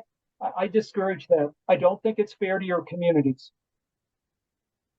Pietro, a clarifying question about that. I understood new business to be a topic we hadn't previously discussed, but we're warning it on the agenda, in contrast with old business, which is something we had previously discussed. So we're not using it as a catch-all for things, but help us clarify what you mean by that. Yeah, so I mean, look, if we're going to be talking about new business is an agenda item, then we should include what that new business is, right? And really what we should say is new business, and then if it's this status of the Equity Task Force with a brief description of what we're going to talk about. And the reason, of course, is that if we just leave it new business with no further description, how in the world is anybody going to decide, right? That's I think what I'm advocating. And it's fine to break it up into old and new business so long as we continue to provide the detailed descriptions of what we are going to talk about. Okay, thank you. Minutes, right? So people often look at me and their eyes glaze over, like, oh, minutes, that's the most boring thing in the world. And it might be, but believe it or not, it is the only official record of what you did. And to the extent that the video or the audio of what you did is inconsistent with the minutes are the official document. The minutes are the things that will be admitted in court if there is ever a legal proceeding, not the video. And so what I would say to all of you is we need to be super careful about what we include in the minutes and make sure that they fit the statutory requirements, which are on the screen, but also, they serve the interests of the board in making sure we are clear on what we did and why we did it. And so they're required for all public meetings, including committees, right? So boards sometimes forget that whatever committees you have are all governed by the open meeting law. They all have to be warned. They all have to have agendas. They all have to follow the rules that I've been talking about today. And to the extent that they don't, it's a problem. In fact, I recently defended a district in connection with an investigation by the Attorney General's office about this committee, which did not follow open meeting law. So we just have to be super careful in almost all of our activity. What is the mandatory information? Who was there? Who were the participants? Motions, proposals, resolutions offered, and what was done by the board. The results of any vote with a record of individual votes if a roll call was taken. Those are the things that must be in your minutes. You may want to do more. All right, so let's finish up. I've been doing this for a little longer than you probably wanted. Let's finish up with executive session. Executive session, the statute is fascinating. It is broken out into two areas or two kinds of executive session. The first is the one where maybe it should be secret. Maybe it's the kind of thing that we talk about privately, but we're not sure. If we're going to do it, we need to make a finding. And the finding is that premature general public knowledge, blah, blah, blah, right? You've heard it 100 times. But the reason the finding is required is because these things, says the legislature, maybe ought to be discussed in public. And it's only where this additor is there, this thing that we're worried about what it might mean for other people, that we actually go into executive session after that finding. And here they are, right? Contracts, labor relations agreements, arbitration, mediation, grievances other than tax grievances, pending or probable civil litigation to which we are a party, and confidential attorney-client communications for providing legal services. Now, it's very interesting because, at least in theory, there are a lot of these, or there's several of these items where you go, of course, there would, like if I'm giving you legal advice, of course, it might be the kind of thing that you want to do in executive session. But the argument can be made, I'm giving you legal advice right now, and you have decided not to go into executive session. And as a result of that, we have decided this finding can never be made, and it couldn't. So these are the items that exist where we have to make the finding. Then there are the things that, as a matter of law, we don't even have to make a finding. We can just vote to go into executive session. And here's the list. Negotiating real estate deals, lease options, appointment of public officials or employees, right? Decisions to hire or appoint. But we do have to meet and we shall explain the reasons for our final decisions during the open meeting. Like, we can't hire people in executive session. And if we read this literally, you have to explain why you did what you did in open session when you vote. Why did we decide to hire that special educator tonight? That's what the statute says. You have to explain it.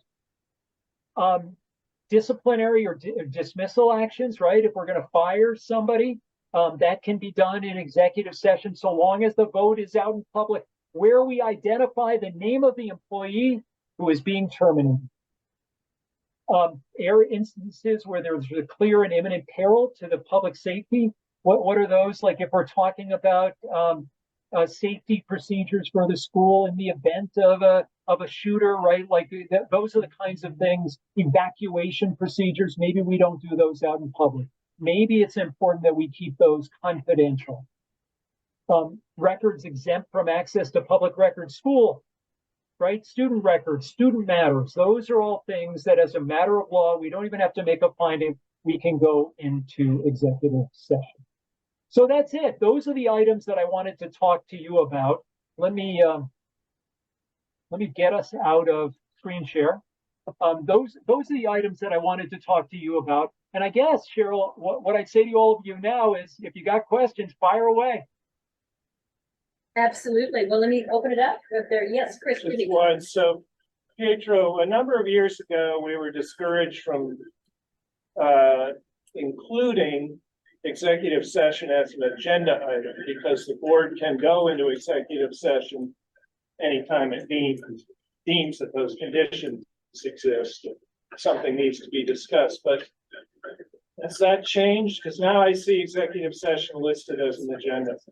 Yeah, so what I would say is this, Chris, the old school advice that you got back then, I think is wrong. And I'll tell you why. One of the reasons why we describe executive session on agendas, first of all, the public has a right to know why we're going into executive session in advance. And we have to describe it with some level of specificity. So what I would say to you is, what we can't do is say personnel matter and go into executive session, because it doesn't give the level of specificity where somebody who is a member of the public can later challenge that decision, right? Part of this is we have to be transparent with the public in advance so that they have an ability to challenge decisions by the board. And like, I'm your lawyer, but to do things in secret, to talk in secret. And of course, the bias, as I said before, of all of this open meeting law statutory language is that let's do most things in public, unless it's, like super secret stuff, confidential, really confidential stuff. But then we're going to require you in a very transparent way to take advantage of that ability. Does that answer the question, Chris? I guess so. I think at the time that they were trying to get boards to have fewer executive sessions and not to presume that every single meeting was gonna have an executive session. So that was why the advice was leave it off the agenda, because the board has the right to go into executive session so long as the item is warned elsewhere on the agenda. Yeah, so as long as it's on the agenda and it describes, look, if we were, the hypothetical I would give you is this. If the executive session is going to be to, like we're going to talk about the performance of a principal and whether we're going to terminate the principal, then what I would say to you is what we do is we say performance executive session regarding performance of an administrator in the district. Right, And then, we used to say executive session likely in parentheses by an item. It was something Exactly like right. that. No, your point is well We didn't taken. really- And then they said you can do that, but then you don't need to warn and put it on your agenda. You're gonna have executive session because you might not. I guess, I would put it on because it is an action item, right? We're going to vote whether we go into executive session. Okay. Thank you. I mean, Any look, of you, again, Jason? Chris, like there is not with the level of specificity that we would all love language where we can go, oh yeah, no, it says, you put it on the agenda and this is the way you do it. But what I would say is we try and figure out, do we have to vote on it? And if we have to vote on it, shouldn't it be on the agenda? And that's the kind of thing that I spend my evenings thinking about. Good for you. Yeah. Jason's All right. got a question. Go ahead. Pietro, do we get this presentation? Will you email this to Andy so he can get it to us? Yeah, of course. Yep. And then I think I completed my 8 hours. Are you gonna sign off my certificate or who does that? No, I'm not going to sign it. I'll give you a big gold star. How's that? 8 hours is 8 hours, man. Thank you. Other questions? Anybody here? No? Okay, good. I want to go back to just two more things for clarification. Pietro, when we talked several weeks ago now and thinking about guidance, I was getting questions from board members that you're helping us with tonight. But one of them to go back to about closing comments at directors' meetings. Such comments are not to include new topics or information not on the warned agenda for the meeting in order to be consistent with open meeting law. Can we raise new items? Jiggs has asked this tonight. If he wants to, in director's comments, talk about items for an upcoming meeting. Is that a place to do it? Help us understand what it means not to raise items. Yeah, no, it's such a good question. Look, if what we really want to talk about is items for the agenda for upcoming meetings, why can't that be an item on our agenda? And so, like that. So what I would say to you is that if we are not notifying our public, right, our communities that we are going to be talking about it, then we probably shouldn't be talking about it. And that's, that's really hard because we're all human beings and we think we come up with something new and we want to talk about it understandably. But again, it requires discipline and patience and a commitment to the level of transparency that sometimes feels overly formalistic. But I always urge you to think about it from the perspective of that one community member who would really want to be there if you're going to be talking about that thing that's not on the agenda. Okay, thank you. And one other clarification, again, this goes back to our already robust discussion about emails, but I'm still going to pose it one more time. In our guidance, we're saying if correspondence other than scheduling or materials for an upcoming meeting is sent to a quorum, it is a violation of open meeting law. To the extent that we're talking about board matters. So for example, if I'm a board member and I send an email to all the other board members saying, how about those Red Sox? Not a violation of the open meeting law because the subject matter is not subject to the open meeting law. But the minute I say, yeah, I think that I think that Andy is doing the best job ever. Let's give him a raise of 5 times his current salary. That's a violation. Never gonna happen. So that's okay. That's it. related to that, I'm looking at, my latest, nighttime reading, not really thankfully, but it's the Guide to Open Meetings revised January 2019 from the Secretary of State's office. I've found it, downloaded it, have read it a number of times, and here it's talking about group emails, and the last sentence says, essentially a business discussion and therefore a meeting can occur as soon as you hit reply all. As soon as you hit that reply all button, you've encompassed everybody else, and it constitutes a meeting according to the Secretary of State. I mean, that's consistent. So Pietro is saying even before that, Go ahead. before the reply, that's a violation as well. Because Agreed. you're sending out your opinion about an upcoming item Exactly. Yeah. to everybody on the board, or to a quorum of the board. So it's both. It's beforehand topics that are not officially on an agenda. That's one. And then secondly, hitting that reply all function is another part of meeting. Just so that we're all clear, because it's confusing in these times with all the emails flying around. Go ahead. Yeah, just wanted to clarify this or go a little. So if you do send out information in anticipation of the meeting, would it be helpful just to say that it is information for an upcoming meeting? Do not respond to this email. Yeah, well, it's funny you say that. There are a lot of board chairs and superintendents who do exactly that. Whenever they send out materials to the full board in anticipation of the meeting, they say there's the bold print at the bottom, do not reply all. All right. Well, this has been super helpful. Anything else from our board members tonight? Thank you, as always. Great to see you all. Have a good evening. Thank you very much. Okay. All right.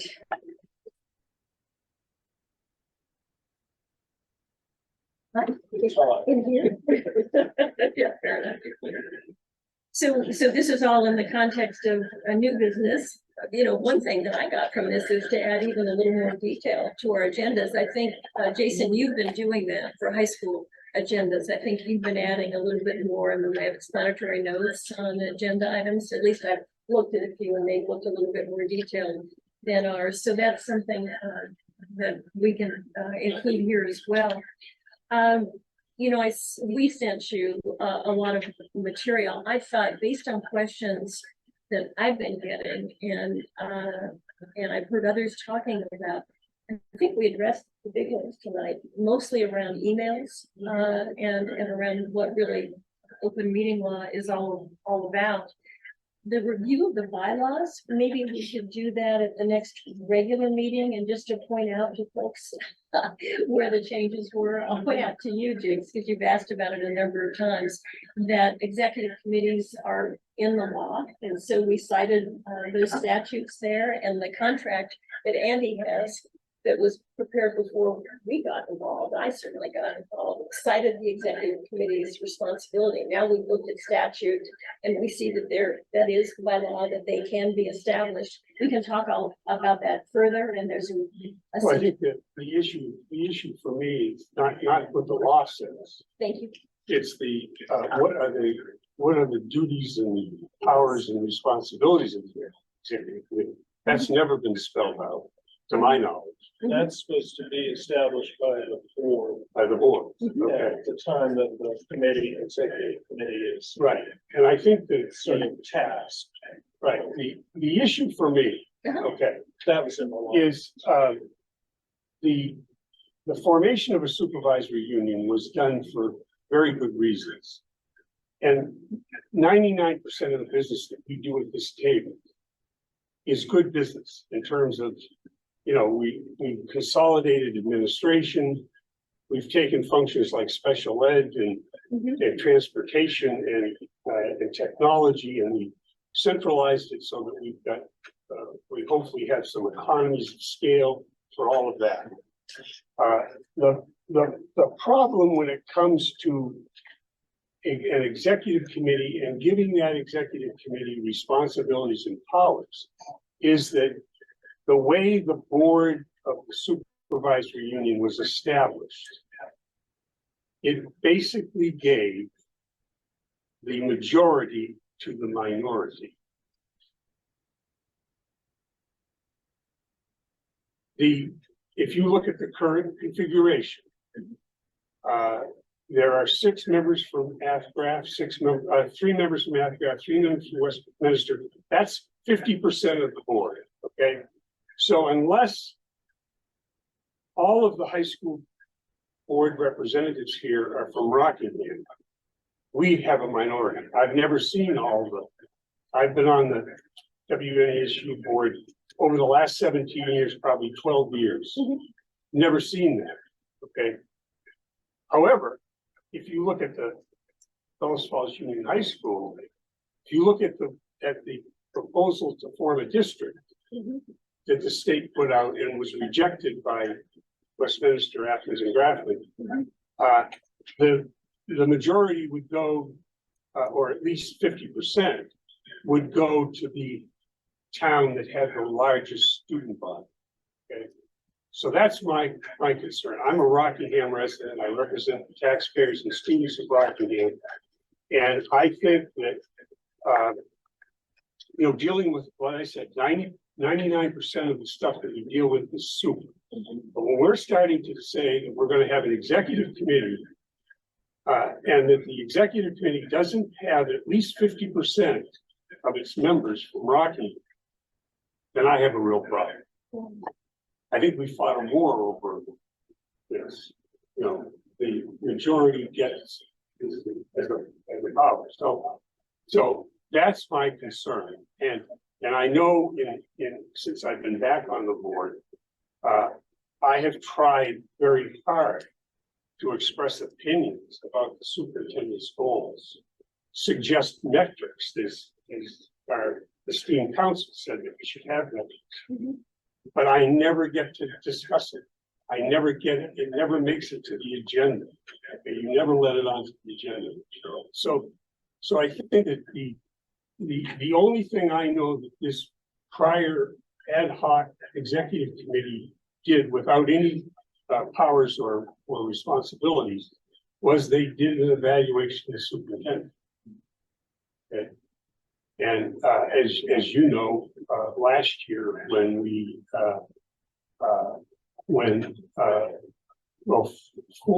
I guess there were 4 members on the executive committee last year.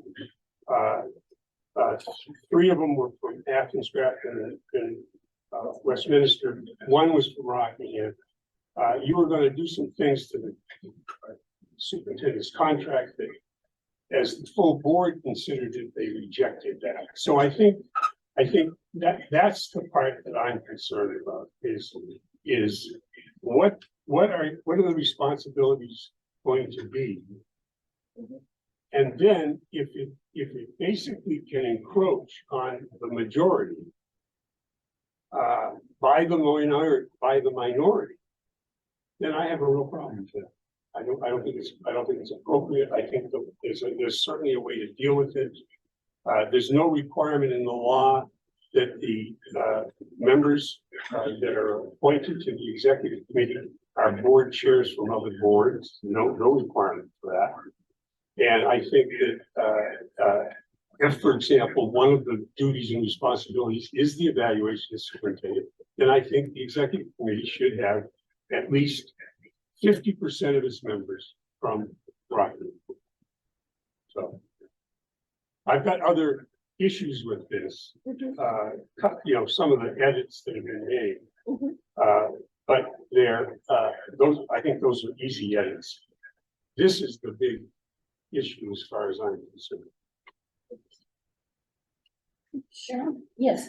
Yeah, I think Jess has some pretty good points, but I think one thing that's happened over the last couple of years was that contracts were down to the wire and done too quickly. For example, when our previous superintendent left, had to adjust things, and then coming up with his first. Coming up with his first set of contracts that ended up being done by one of the previous board chairs. So we didn't have enough input and we didn't look at things as well as we'd like to have looked at them. I think the exec committee, when we did meet in the last couple of times, we've talked about the fact that the evaluation process needs to be more general, needs to have more input from the people that are involved, from staff, from other administration, central office, community members, all of our board members, students, all of that in order to make a good decision. And I think what Pietro told us tonight, absolutely, was in tune with what we were discussing on that. Because he said that it should be evaluated by observations, our observations, staff, students, families, community, and we need to have a process that has integrity. And it needs to be developed and put out there so that people can see this. I think that would help, and that would address some of the issues that Jakes McCall has brought up. It is an issue because we didn't form a union district, and which the high school has a union district, and maybe that is an issue that we do need to look at, because Rockingham does pay a large portion of the cost for this, and I think that's one thing that too is impacting what has been said right now. When Rockingham is paying, in most cases, around 67%, and the other districts are paying less than that. They only end up paying a third of that. Then that brings up these kinds of issues. So it is something to consider. Thanks. Right, this was all in the context of this review of bylaws, board guidelines, and open meeting law. No action is required tonight on this. If we move ahead and having added an item, that being items for upcoming agendas, I'm open to hearing any suggestions for items for upcoming agendas. Then we'll move into the director's comments and assert when the next meeting is going to be, and then adjourn. All business. Oh, I'm so sorry. Thank you so much. Reading it down the way. So we shouldn't jump to items for the upcoming agendas yet. Thank you so much. And we do need to go, I'm sorry about the timing, but let's go into old business for discussion and action. This was a request of mine to Andy to kind of bring us up to date on the use of ESSER monies and how they're being allocated for major capital improvement projects. And it's just to give us a kind of an overall status update. So I will think of, I'm thinking of the time, at the regular SU meeting, we will have a full breakdown of ESSER 2 and ARP ESSER for you all. We're still working on that with the business office, just getting it all outlined. So, but just thinking of infrastructure, and just going through, obviously here at the high school, you know, with the PCB issues, many of our projects have been put on hold for the time being, and may become part of our full remediation plan, but we have to work with a consultant on that. And so, but the projects we were looking at doing here at the high school, which the HVAC upgrade, which was around $5 million. The science wing renovation, which was around $1.5 to $2 million, depending on cost there. So those were the two big ESSER projects that are still in the works. 10 million. 12 million, yeah. And so of that 12 million, 20% had to be set aside for loss of learning. So at the middle school, we're moving ahead with fixing the roof. And that actually, we were given the information that material started arriving yesterday. And so we're moving forward on that piece. At Central Elementary, we are working on replacing the roof to the tune of around $1 million. But that's kind of put on hold because they're getting ready to do testing for PCBs as well. So we want to make sure we do that correct. But we are also out to bid right now on upgrade of the kitchen at Central. That would be around $250,000. And then the other piece is looking at the front door replacement as a possible other at $150,000. At Saxon's River, we are moving forward with the security entrance.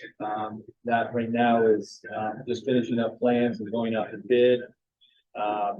We're looking at that is creating an alternative entrance after students arrive at school, so that they go into any visitor goes into a catchment area, if you will. So that's the big project there. Westminster Center School, we're doing a similar security entrance for around the same price. That is going out to bid very shortly as well. We've already done the roof project there. That's been completed. So that was the main piece there. At West, we did a roof project out there to just around $77,000.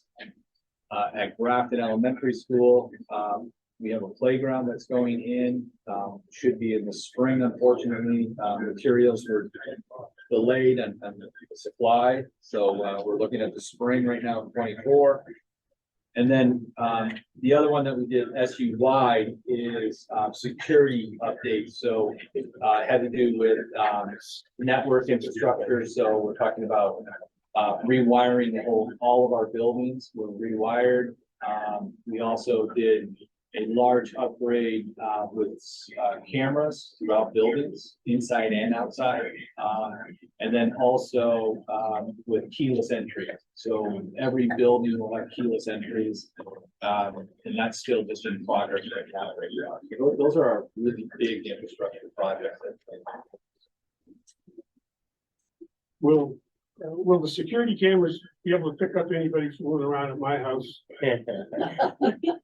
Well, Jim, I didn't want to tell you I could look in your windows through a security camera. So, but in all honesty, I think when we have an opportunity once they're up, I'll talk with Ricky about what we can show publicly, because there are some really neat features that our security system does allow us. So number one, I can get on it right now if I wanted to, and I can pull up cameras at any of our buildings. They also have a type of image capturing, so that if there is, so the camera's looking for and picking up if there's movement, so it's not always filming 100% of the time. And some of them are movable, so if someone maybe is moving through the frame, the camera will start to pick them up and move with them, type of thing. We can also take over a camera and zoom in. To do something, that if we notice something, if you're watching it, you notice it, you can zoom in. But I don't know if they're specifically pointed at you. But if you'd like it to, we can maybe. I wouldn't mind. Put it on the website. All right, any other, yes. I had this question. Andy, you mentioned obviously the HVAC and the science renovation, roughly $7 million, kind of on hold until we figure out what's going on at PCB. And that to me kind of begs a bigger question. Do we have somebody to evaluate this building from the standpoint of should we be putting millions of dollars into a building that may need to be replaced? And if we don't have somebody able to do that, how do we go about that analysis? Because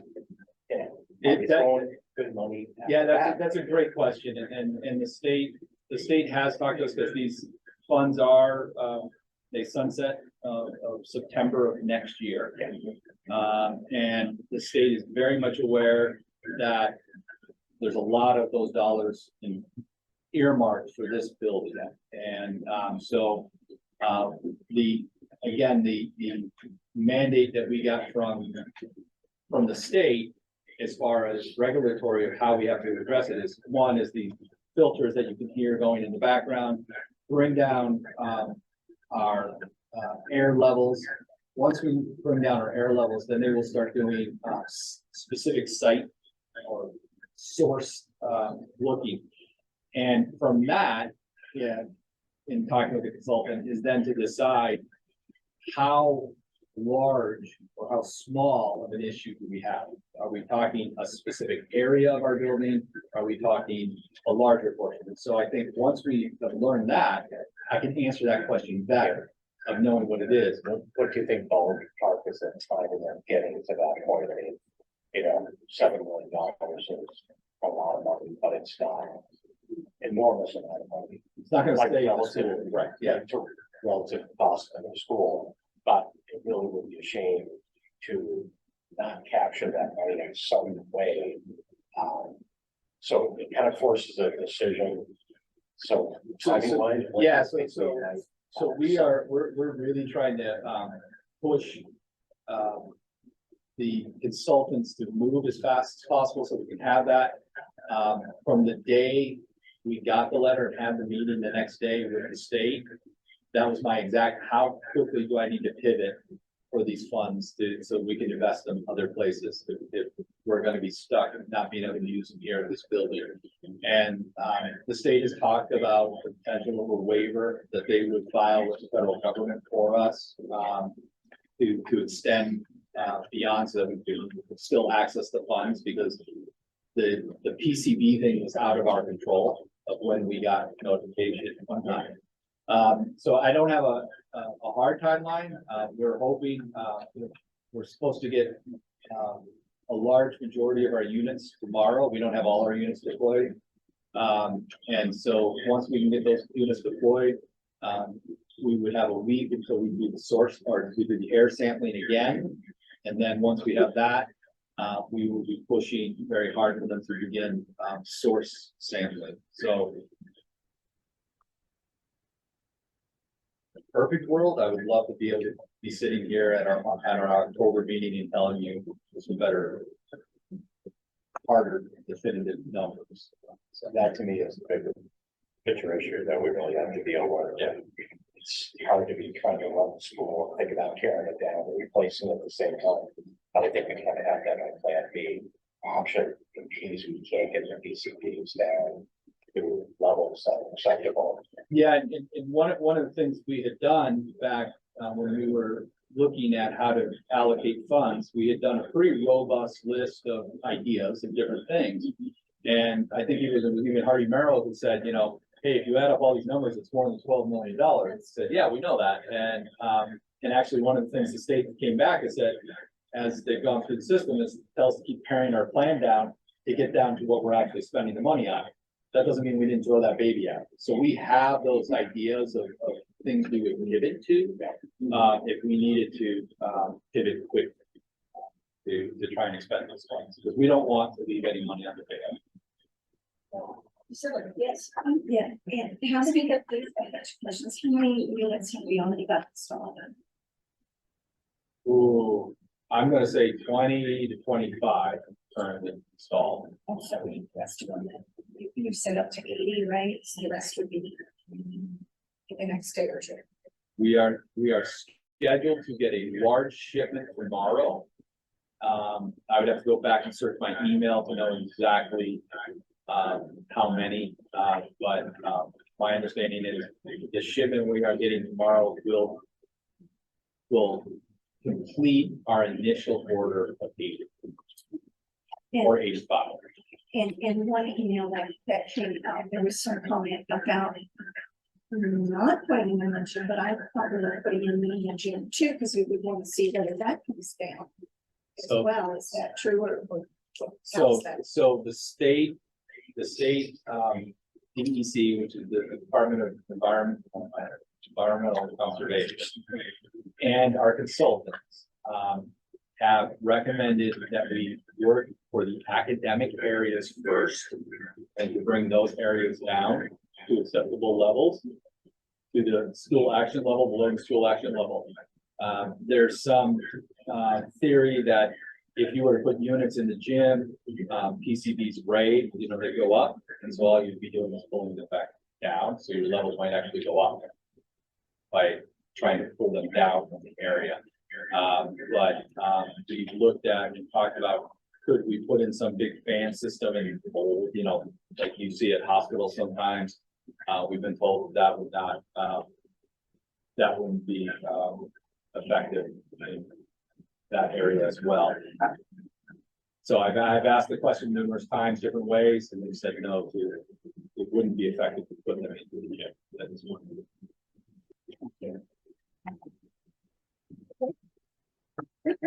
So I think that concludes the infrastructure discussion. You have just said that at the next regular meeting, the supervisory union, which is on September 20th, will get a more fulsome report on all ESSER funding, which is great. Thank you very much for that.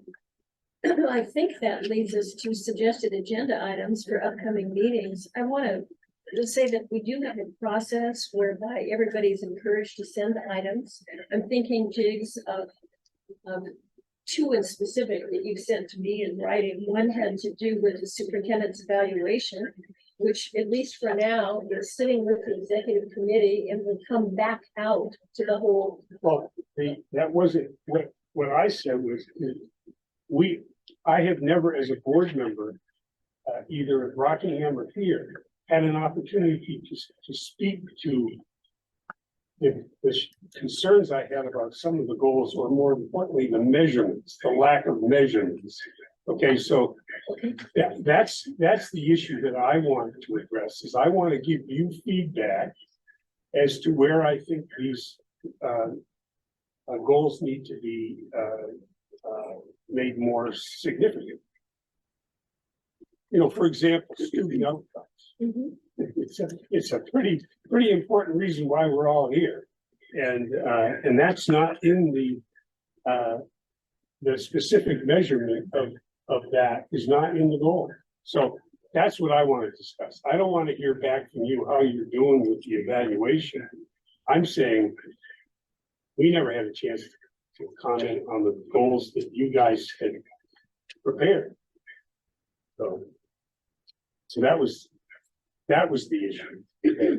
And as I said, you're explaining something that assumes that all of that other stuff was done. It wasn't done. Certainly an agenda item, the goals. I'm not sure. I mean, it was, I can look back. I mean, but you're asking for something even more robust. I think part of what I'm questioning is that really the role of the whole supervisory union board, or whether that kind of in-depth discussion ought to be part of the evaluation process. That's kind of where I've been coming from. But well, like I said, the fact that it's being done by this ad hoc executive committee, okay, it's never been given the responsibility or duties to do it. I think it's quite important to get feedback. I think that's what we've talked about is giving directors an opportunity to opine on the goals. so you're suggesting that as an agenda item for an upcoming meeting. Yes. Are there any others you wanted to propose? Well, the other thing is, as we learned in the summer when we had to, we were forced to fight the bullet and order 7 buses because of the prior management of the bus fleet.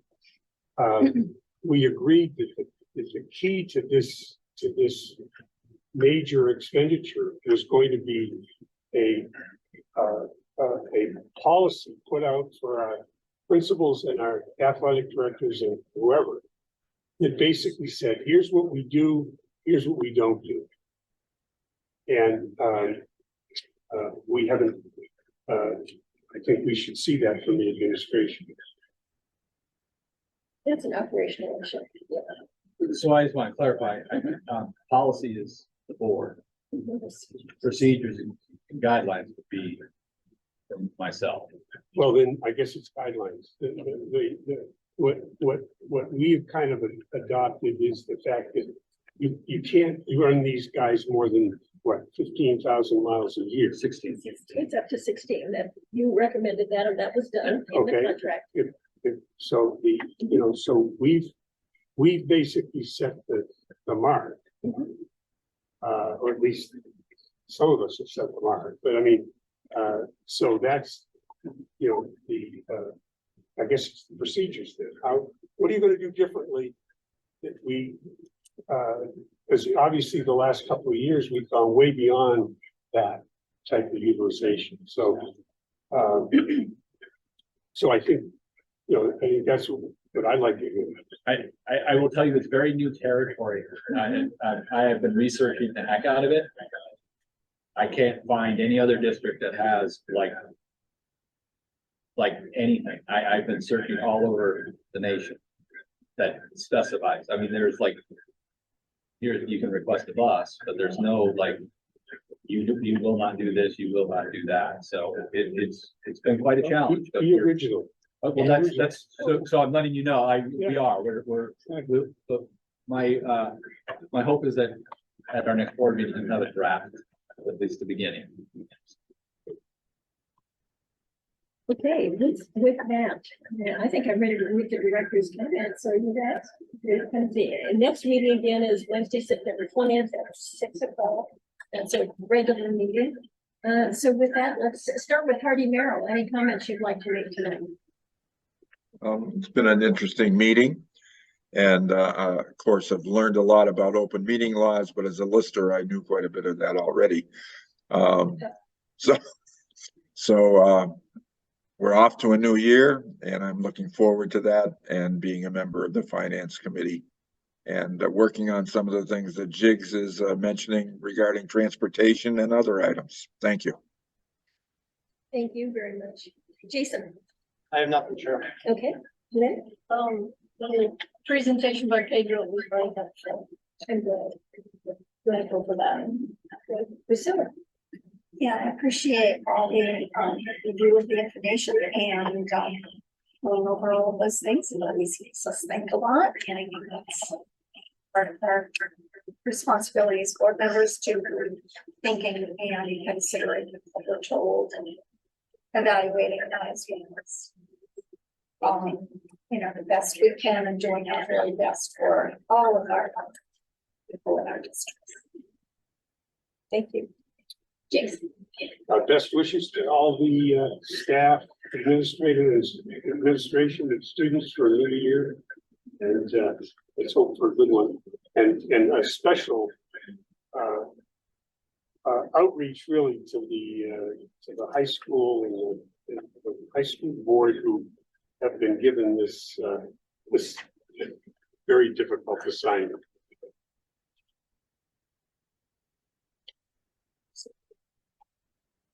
Just I'm hoping to schedule a finance committee meeting next week.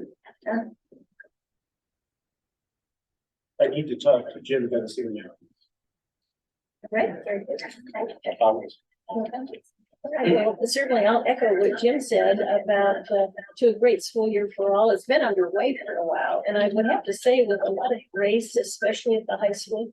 I want to commend the high school board for how much you've been meeting and how thoughtfully, and our brand new principal and her staff.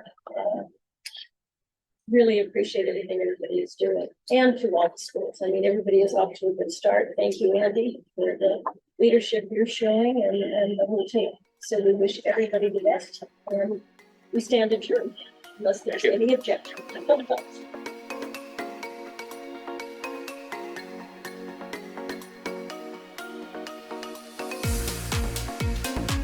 This meeting was recorded by Falls Area Community Television, located at 1 Hospital Court, Bellows Falls, Vermont. If you would like a copy of the meeting, our phone number is 802-463-1613, or email us at fact810@gmail.com.